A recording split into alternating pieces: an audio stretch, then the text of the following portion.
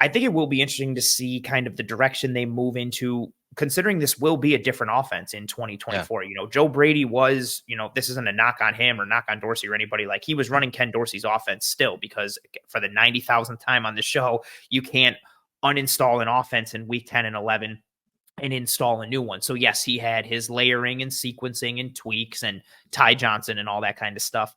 But we're going to be seeing a new offense with new terminology and new verbiage and new concepts and ideas and rapport and chemistry that's built for Joe Brady in this offseason. So for a lot of the things that we envision and think that we've seen previously from a traits perspective, from a skill set perspective, maybe Brady looks to use those in a different way or looks to go in a different avenue. Again, considering this will be his offense Yeah. holistically, instead of, kind of running pieces and subsets of Dorsey with tweaks to it. And we kind of alluded to it at the top of the show and how the offense has changed over the years and how you can get explosives from a short pass with some run after the catch, how you can get just the bombs down the field like you're seeing Brian Thomas and Troy Franklin do. Mm-hmm. Obviously, there are both ways to do it, but I think part of the main issue that McDermott had with Dorsey's offense, that it was always aggressive. It was always trying to push the ball down the field, and they weren't always controlling the clock, and almost Allen and Dorsey were just too much alike in many ways. But the thing that stood out when you look at some of the splits from Dorsey to Brady were the yards after the catch ability. And so in weeks 1 through 10, the Bills were 26th in yards after the catch at 4.7 yards. From when week 11 took over, when Brady was the offensive coordinator, to the divisional round, the Bills averaged 5.8 yards after the catch, which was 8th overall. So that's a pretty considerable jump. And again, I think that kind of played into the overall philosophy that the team wanted to kind of take some of the pressure off of Josh, first of all, to kind of limit the turnovers and to control the clock and tempo of games more, to help the defense and complement them as well. And I think it worked out rather well. So I think they kind of saw that, this past year, back half of the year, and we're like, okay, we need to keep that in offense. And I think that is going to be Brady's philosophy. He's still going to want a lot of these, yards after catch plays, getting it to the running backs in the short area, letting them, get yards after the play. I think that's really going to be kind of the cornerstone of Brady's offense going forward.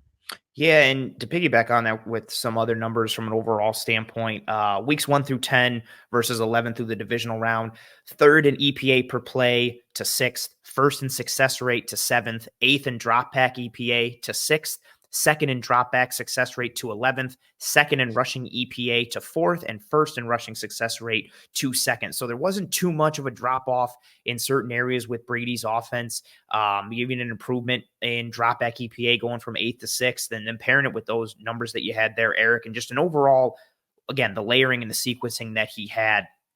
It was nice to see what he was able to do with the pieces that existed there. Again, because you're not changing, aside from, again, all jokes aside, Ty Johnson being incorporated more into the offense. Yeah. There really wasn't a change in personnel and who was coming in and who was doing what. It was just, okay, like, let me see what I can tweak. Let me see what I can alter. And yeah, it'll be interesting to see what he keeps in the offense going forward, what he leans into, and then the personnel that they attack and use in free agency and in the draft to try and get that done. Free agency is always a fun time of year, but and the draft as well, for how much we like to evaluate and project and do all those things. But it's going to be a clear indication of, and they said this last year too, talking about Brandon Beane said it with what they were looking for at the draft and constantly mentioning the word weapon. And then what did they do? They went out and they took Dalton Kincaid in the first round. But leading with that clip we saw in the beginning with Beane and McDermott, you kind of think that's the direction they'll go in, which looks like it will jive with what Joe Brady is trying to do offensively, especially from a yards after catch perspective. You get the ball in an explosive guy's hand instead of getting it into, no disrespect, like, I don't know. I don't want to say anybody's name and be rude, but getting it into a previous non-explosive guy's hand on the team, and then you see what you get. Right. And Kay Amori says, does it coincide with the uptick in Shakir Kincaid run? Absolutely. Absolutely. And that's the entire pivot of this segment, is that's going to be Joe Brady's bread and butter. 9.5 yards after the catch per reception for James Cook from when Brady took over. 9.4 for Shakir.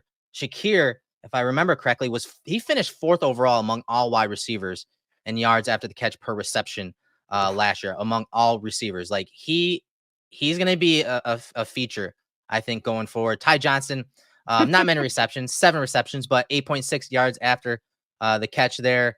And then Deontay Hardy, 6, Quentin Morris, 5, Dawson Knox, 4.7, Gabe, 4.3, and then Kincaid, 4.2. And you see Diggs is actually quite low on that.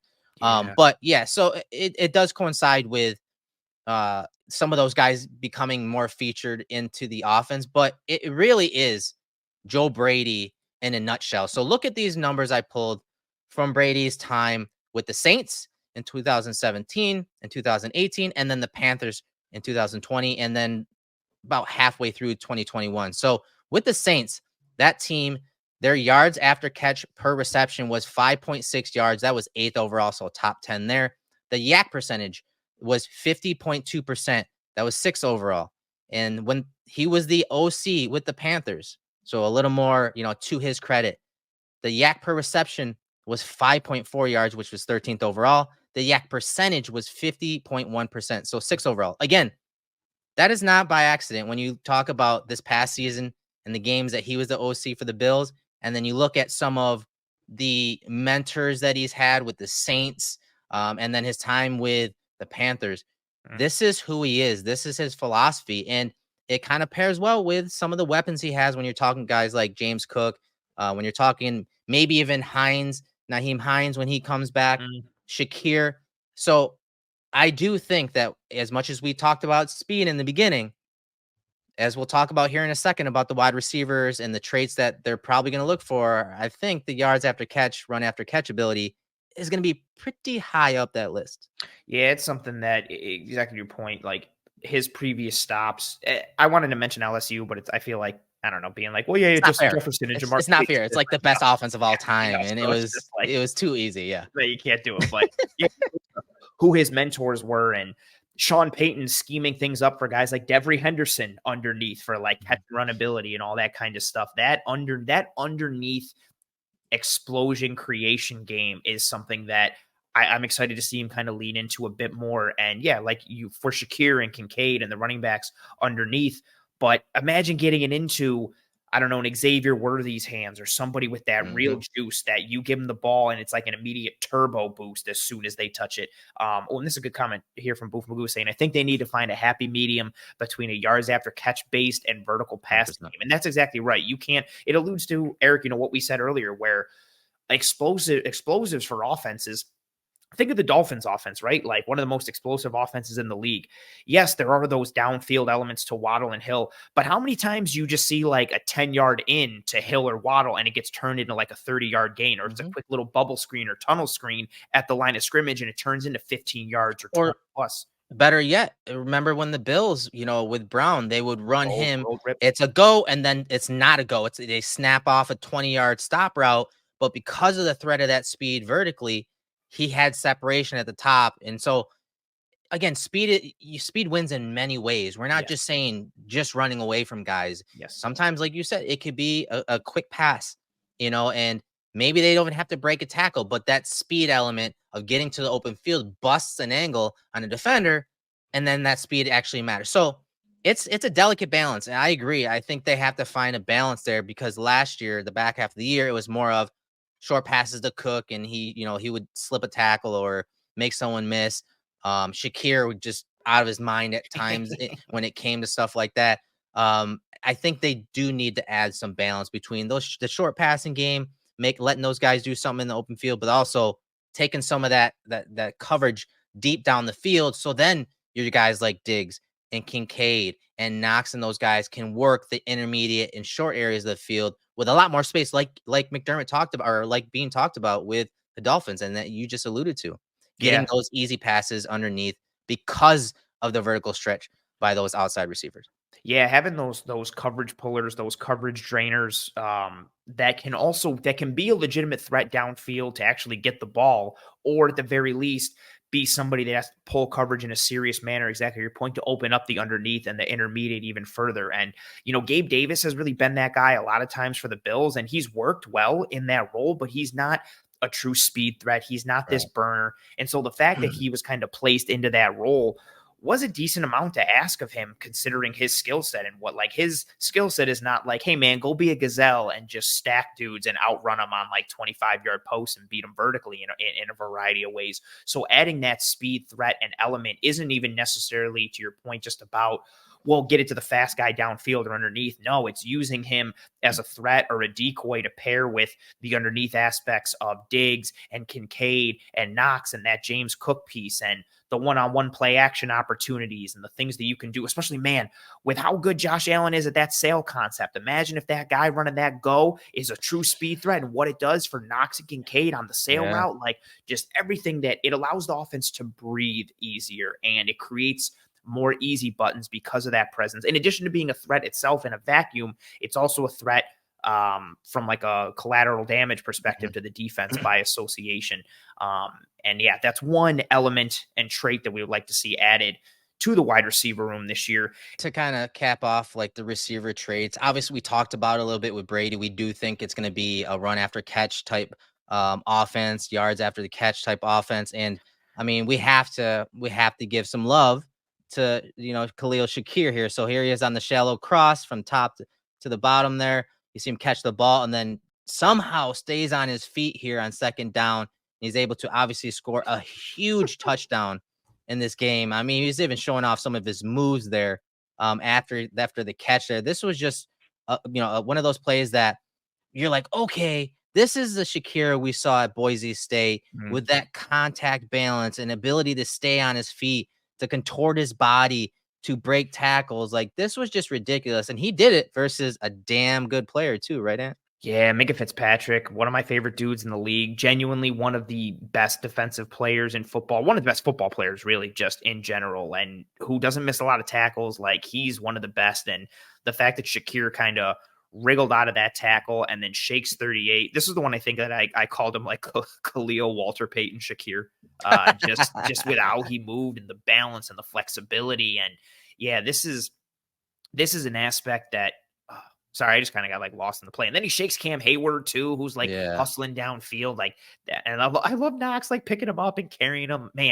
Man, this is when vibes were high and it was just such a good time. Like, more games like this and moments like this, please. But yeah, that off script aspect pairs well with that yard after catch ability. Like, when you can create for yourself with the ball in your hands, especially for a guy like Shakir, who, again, that Boise State tape, we talked about it when we broke him down, you, myself, and Kendall. I think it was Kendall who was the one who initially said it. Like, he turns into a running back once the Running back. ball is in his hands, and that's a legitimate piece. And whether it's in the middle of the field and he's got to work through contact, or he's trying to shake dudes or put his head down, like, that's an important aspect to this offense as well, especially, like you said, tying into what we think will be a focal point for Mr. Joe Brady.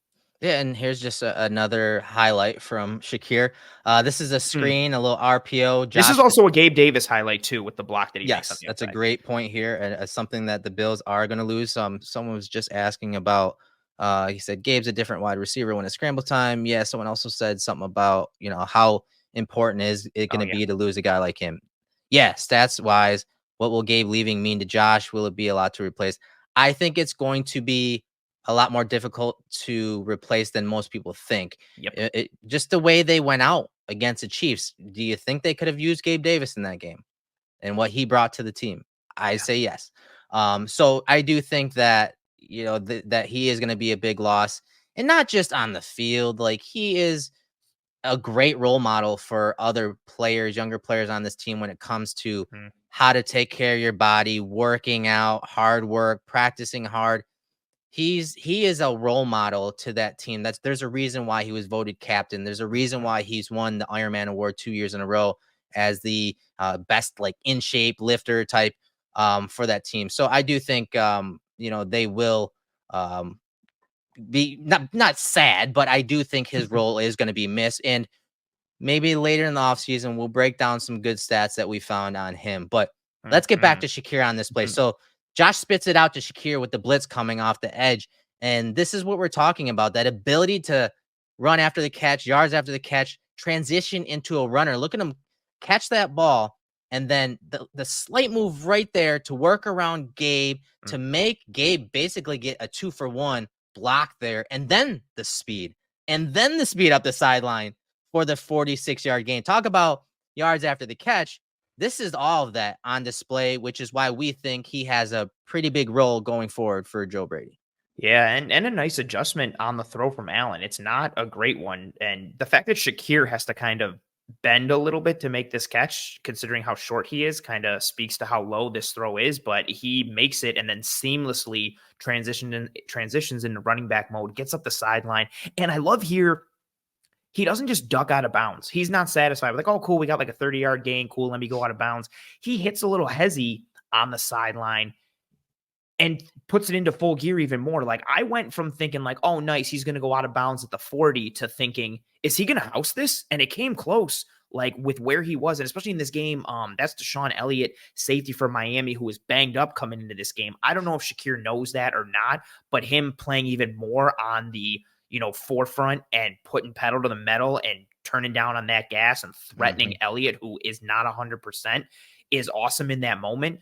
But that's just how Shakir plays. Like, once he gets that ball, he's tough to bring down, whether it's in contact, whether it's speed, whether it's contact balance, whether it's him fighting through a linebacker or safety or corner. And again, considering what we expect to see from Brady, it's nice to see. And from a Josh Allen perspective, it's nice when you can have like a 50-yard pass that you really only threw for 1 yard past the line of scrimmage and the receiver did all the work for you. Yeah, and you wonder why they ran so many of those screens. We said don't throw him to Diggs because that's one, when he's like, you know what, screw this, I'm about to get lit up, so I'm going to drop it. Well, that's one thing. You needed to throw more to guys like Shakir. And so, again, maybe they add another guy like that. Again, don't just, slot the Bills into getting a vertical threat with speed. Like, they're probably going to add other guys to this offense that can do things like this. Here's another one, that ability to transition into a runner quickly and set yourself up as the throw is coming to you so that you can catch the ball and then make a move on the incoming defender. You see that right there, little hezzy step right along the sideline, boom, and then he's up the sideline, and then boom, he lays the boom there on the DB. This play was huge for the emotional element of it when it came to the Bills offense. After the game, several players said this was really what ignited the Bills team here. And that was all to Shakir when you're talking about yards after the catch, run after the catch ability, and then, making a big play. Let's say making a big play when the team needed it. Yeah, that is literally a dude like making a play. This isn't, while he was schemed open and he had like the 20-yard radius of green grass. No, like, he's got a guy covering down on him in the flats right there. That the slot corner for Tampa, whose name I can never pronounce, but he's the dude from Rutgers, and he's actually pretty sweet. He makes him miss. And in the blink of an eye, hits him with that little hesitation, gets upfield, breaks an arm tackle, and then, puts the shoulder and runs through Carlton Davis, whose nickname is Gravedigger, like, is awesome. Like, that's just such an awesome play. It's that type of it's move, man. Like, right, that little subtlety, that little hezzy, and then boom, gets upfield. And again, too, because of his contact balance, like, he's able to play through the arm tackle in addition to having the agility and the burst. This is another element like I would love to see more prevalent in this Bills offense. It's part of what really attracts me to Xavier Worthy from Texas, with how he plays after the catch, his toughness for being a smaller guy and his ability to run through dudes. Again, it's different in the NFL level versus college, but yeah, you're looking for someone who, this is an explosive play, like the ability to create an explosive, what is it, thrown, I don't know, like it's 2nd and 2 and this ball is thrown, like 5 yards past the line of scrimmage, maybe? Yeah. It's 2nd and 2. So I'm sorry, 3 or 4 yards past the line of scrimmage, and he turns it into a 21-yard gain.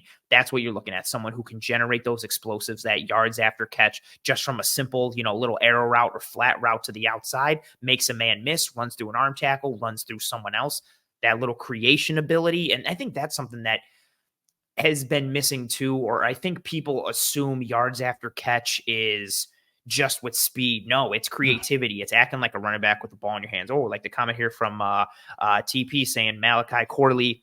Oh, and someone who we like to talk about a Senior Bowl at a bunch, Mr. Anais Smith out of Texas A&M, are real fun to watch after the catch. And honestly, Corley is thicker. He's over 200 pounds, but He's ironically, a both of them, dog. yeah, he He's a is dog. just tough after the catch, crazy You highlight. remember him at the Senior Bowl where he had that release and the DB's like 5 yards off, and they're coming into a collision point over the middle of the field, and Corley just drills Oh him. yeah, And everyone, the flags, like even we were throwing our hats on the field, it was so bad, but everyone was still like, oh, that's the type of physicality he plays with. And yeah, I love his game. I do love his game. Again, where would he fit? I don't know, but you get those kind of players on the team, and you find ways, and that's why we're talking about some of the skills and traits and how maybe it's a little different on this side of the ball, because if a guy like that is there, maybe you don't necessarily need him, but he's a football player, like Brandon Bean said, and he's going to add a physical element, which is what McDermott, Cromer, and the entire offensive staff kind of want from their offense. So you find something, you find a role for him, regardless of if you think the role is maybe a little redundant with Shakir. Who cares?